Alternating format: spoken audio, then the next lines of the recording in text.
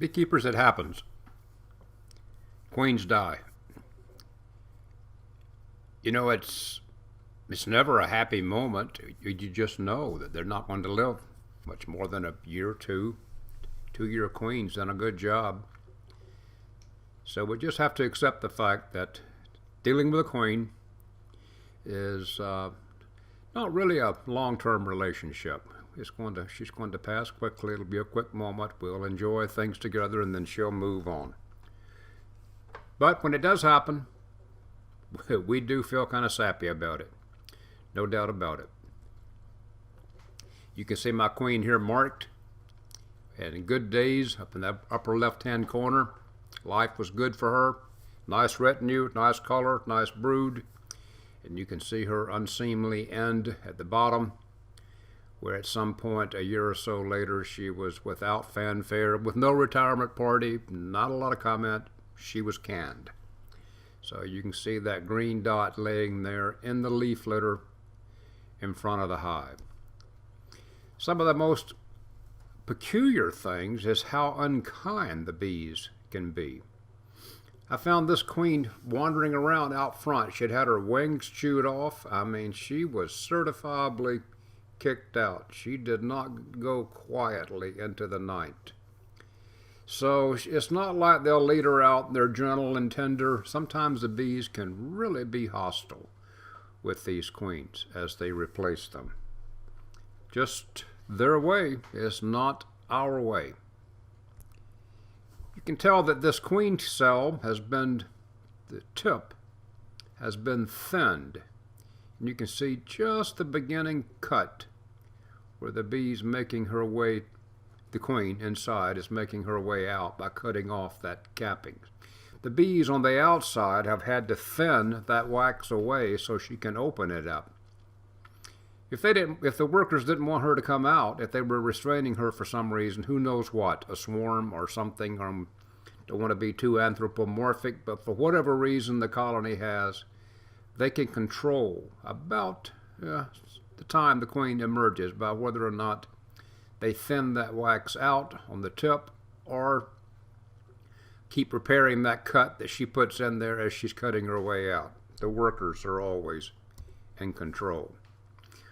One of the periods that always weighs on me is the dark period inside the hive. If you, as a beekeeper, have done everything you can do, you got to give it over to the bees. And you have to know that at some point the bees are going to let that cell come out. I'm sorry. The bees at some point are going to let that queen come out of that cell. And you're not going to be there for it.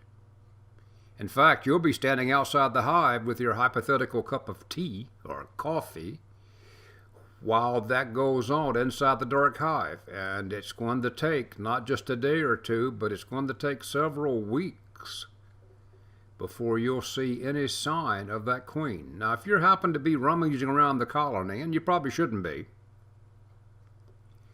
then you might see that unmated queen running around sometime. But probably you won't. She's skittish, she hides, she runs, she's fast, and she's surprisingly small.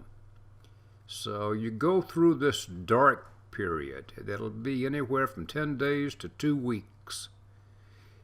Beekeepers, it could be longer than 2 weeks. It could be 2.5 weeks before you begin to see eggs. And the day you see eggs in the cell, close it up, get out, leave them alone, because she's still establishing herself inside the colony. I've named this the dark period.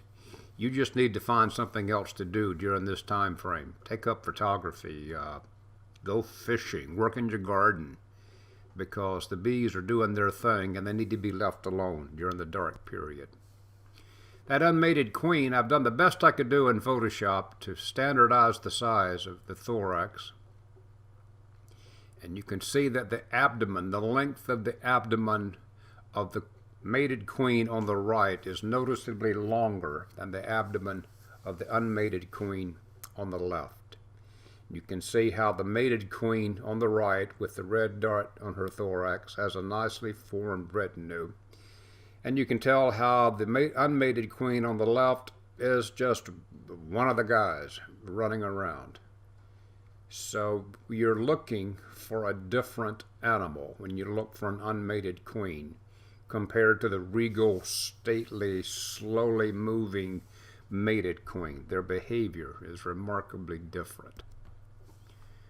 All the different cages, we could talk for an hour on the different cages, how they're used, why they're used, because we frequently want to restrain and control our queens.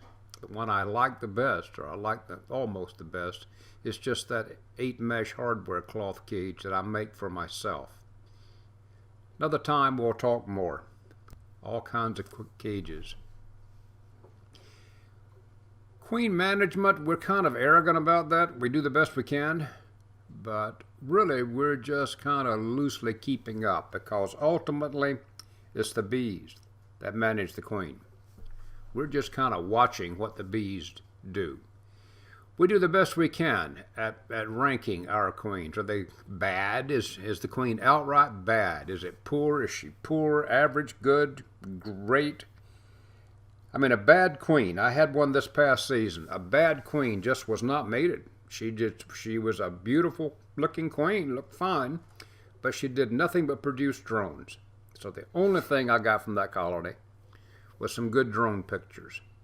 A poor queen, probably the early part of the year I want to replace her. An average queen, I don't want to make you think less of me, but a good deal of the time you probably just want to go ahead and live with an average queen. By the time you make that colony above average, the season will have passed, and you probably should have just gone ahead and gutted it out that season with an average queen, and then made a commitment to have her out of business by the time the next season started, so you'd be in the good or the great category. This it probably sounds, irrational, but I just don't go for great. There's too many other things that will keep a queen from being great. I mean, they may swarm, for crying out loud, and your great queen flies away. Or sublethal exposure to pesticides. So, overall, for poor or average queens, consider the season. Early season, you may take a shot at changing it. Later in the season, let them go. And you got to know what you're doing. And the only way that you can learn what you're doing is to try. Get some things right, and you're going to get some things wrong. But you got to develop your skill. That's it. I'll talk later.